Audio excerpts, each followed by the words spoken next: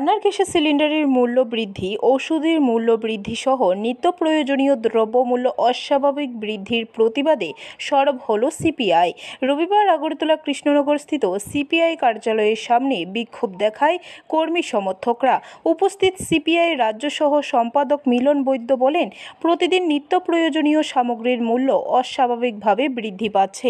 একই সাথে মূল্য বৃদ্ধি পাচ্ছে জীবনদায়ী ওষুধের এবং রান্নার গ্যাসের মূল্য, যার কারণে বাজারে গিয়ে মানুষের জিনিসপত্র ক্রয় করতে হিমশিম খেতে হচ্ছে, অথচ মানুষের আয় বৃদ্ধি হচ্ছে না।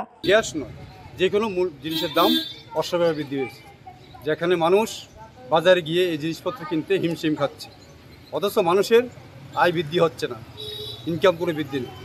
তারপর আমরা লক্ষ্য করেছি স্বাস্থ্য বিভাগ, আমাদের প্রধান হাসপাতাল জিবি এবং আইজিএম সবগুলিতে স্বাস্থ্যের একদম বাজে অবস্থা।